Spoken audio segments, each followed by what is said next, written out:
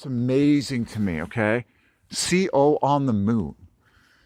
Speaking of famous COs, when you look at the moon with its craters, the gray ocean of craters makes a C, a dramatic C, and then you get the O from the white, the whole moon itself. CO, Coco. What's so amazing about this love story is that the craters of the moon were caused by the flood of Noah, which was the sin of man. Read creationscience.com. And so what I'm postulating is that Coco is God's chosen gift in these last days to take mankind back to the pre-flood condition as much as possible. That is what I see everywhere.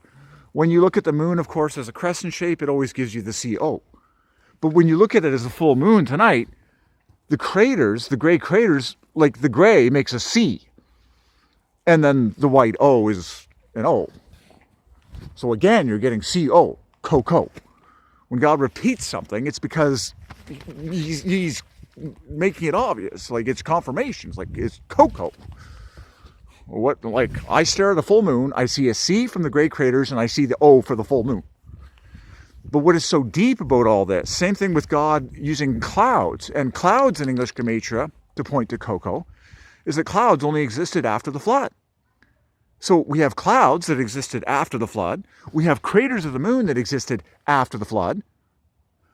God has ordained Coco to take people back to the pre-flood condition. That is exactly what I'm postulating. It's like Christ purchased everything for us at the cross, including the restoration of Eden itself and all the feelings and the pleasures that mankind had in the pre-flood world, which is maximum oxygen and exceedingly long life, which is connected to that. There, I just gave it to you again. Okay, I just gave it to you again.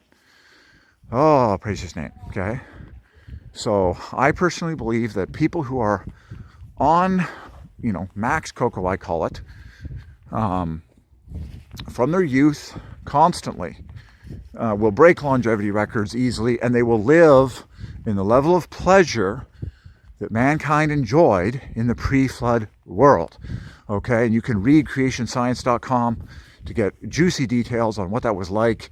But in one simple word, I postulate that people enjoyed more cellular oxygen in those days, which is why they lived so long, hundreds of years.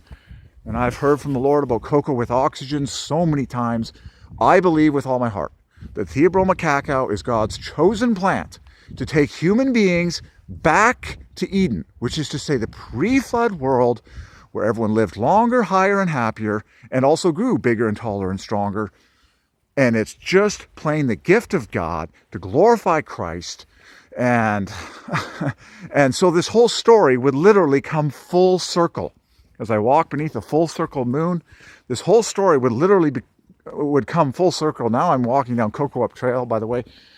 This whole story would come full circle in the sense that in these last days, people like myself would shatter longevity records through the plant, Theobroma cacao, taking us back to Eden, which is where this whole thing began. And it would be this incredible, joyful, full circle, end to the story of mankind before the King returns, where the happiest days of the church would be now. And yes, longevity records would be broken. It would literally be a return to Eden and the man-like conditions that we enjoyed. Everything about the letters points to the cross perfectly. And it's just God foreordained the plant. I actually believe that my name Derek in Hebrew means the way to the tree of life. So I actually believe that I've been foreordained to point people to this plant, Theobroma cacao, which very well could have been the official species of the quote-unquote tree of life that existed in the Garden of Eden. I'm not saying that verbatim, but it very well could be. Okay, so those are my thoughts. And based on my personal experience with Max Coco, it's the most Eden-like experience, especially taken seriously over time. So that all came just out of my mouth here. And as I looked at the full moon tonight, it all adds up. It all adds up to the story coming here, the world's famous Coco Trail. There's the bench, here's the break in the trees, there's the full moon. Literally, I see a C in an O shape staring at the full moon. C from the great craters, and O from the full circle itself. But when you go deep and you understand that those craters were only formed through the rocks blasted from the earth during the flood of Noah, and the same thing is true of clouds, but they also declare the gematria of Coco, what you conclude in your mind is that Coco is God's hidden romantic gem, okay? To take believers like myself back to the pre-flood condition, purchased for us at the cross, it's just like, isn't it just a marvel, okay? The flood was like God's judgment upon sinners. But he foreordained a plan representative of the cross of Jesus that would take us physically back to the pre-flood condition.